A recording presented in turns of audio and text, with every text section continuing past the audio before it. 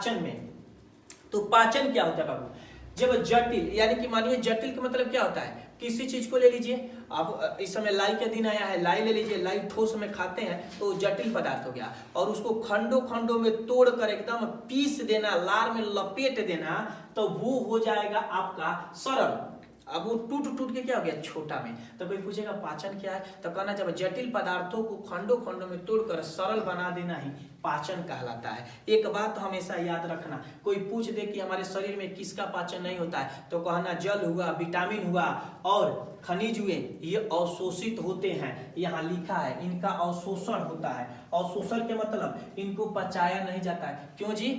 क्योंकि पानी को पूछते हैं नहीं, वो ठोस रहते हैं नहीं, वो द्रव है। तो यहाँ पहले ही लिखा गया है कि जटिल पदार्थ होगा, तो जटिल के मतलब कड़वा होगा, कुछ कुछ के छोटे करेंगे तब उसको हम निगलेंगे। लेकिन पानी को तो कोई कुछता नहीं है, दूध को तो कोई कुछता नहीं है, वो तो डायरेक्टली लिया जाता है। तो कोई भी पूछेगा तो कहना जल, विटामिन, खनिज के अवशोषण होते हैं। इन्हें क्या, इन्हें पूछा नहीं जाता है, इन्हें पचाया नहीं जाता है, ये जटिल पदार्थ नहीं होते हैं। तो एक क्वेश्चन कभी पूछ दे तो आप इसका नाम दे देना मेरे प्यारे बच्चों। अब आते हैं पॉइंट पे, थोड़ा सा आवाज साफ नहीं जा रहा हूं, मैं कब आ जाएगा इस बार। पाचन, पाचन एक फिजियोकेमिकल होता है, यहां बात समझना, फिजियोकेमिकल प्रक्रिया है जी।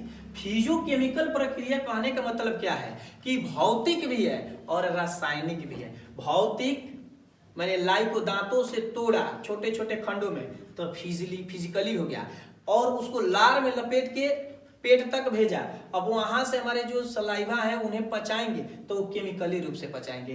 तो ये पाचन एक फिजियोकेमिकल प्रक्रिया है। अब देखिए दोनों जुड़ा है, फिजिकली मैंने दांत से तोड़ा और केमिकली उसे लारों की सहायता से उसे पचाया। और देखिए फिजियो का मतलब मैंने हम पहले भी पढ़ा दिए, हमें विश्वास है कि मेरा पुराना वीडियो है मेरे चैनल पे, दांत के बारे में हमने पढ़ाया है।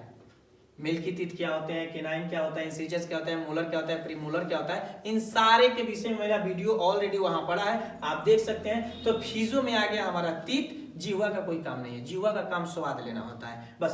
तो जीवा का तो यहाँ चर्चा नहीं है, लेकिन मैंने दांत का वीडियो डाल चुका है। और केमिकली का मतलब अभी मैं पढ़ा रहा हूँ, जो सलाइवा है वही पचाने का कार्य करता है। अब दुसारका में आते हैं, तो पाचन का मुख्य कार्य भोजन से ऊर्जा का निर्माण करना। अब हम जो खाते हैं वो पचाइबे नहीं करेंगे तो क्या हमारे शरीर में ऊर्जा बनेगा? कभी नहीं बन सकता है। तो जो हम खाते हैं उसको पचाना, पचाकर ऊर्जा देना। तो भोजन का मुख्य कार्य कोई पूछता तो कहना हमारे शरीर में ऊर्जा का निर्माण करना। मुझे विश्वास है कि आपको समझ में आएगा। एक स्क्रीनशॉट लीजिए, फिर आगे बढ़ते हैं।